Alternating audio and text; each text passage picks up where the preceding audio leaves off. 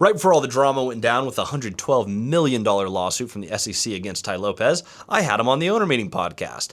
I thought it was a really weird podcast because I could not get this guy to talk about business.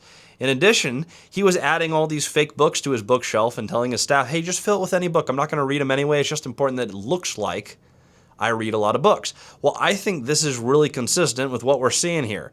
He is posing to look like he's a big deal. I thought it was weird he was throwing house parties like he did when he was young.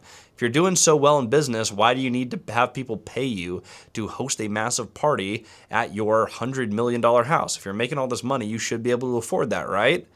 So that was my first red flag, is the books are fake.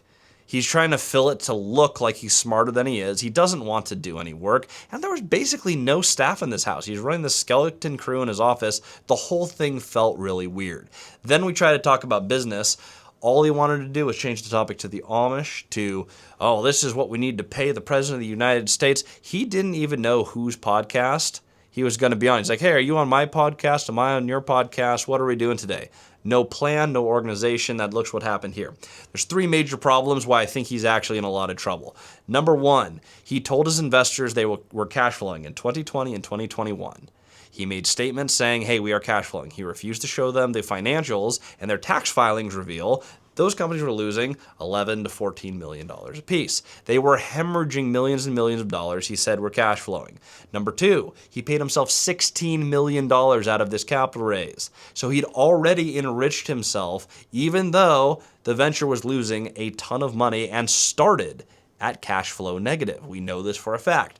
Third, and worst of all, after this all came out, and he's already seen multiple years of losses, he knows he's not cash flowing, the companies are out of money, one's declared bankruptcy, he raises more capital and uses that to pay his original investors, making the claim, we've never missed a distribution or payment.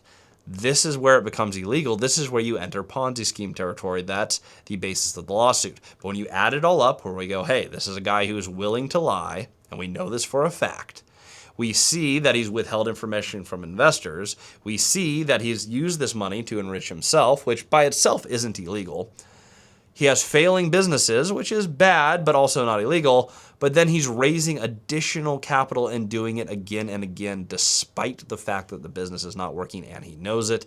I think this guy is finally cooked. He overreached, he raised too much money too publicly, and then he cheated.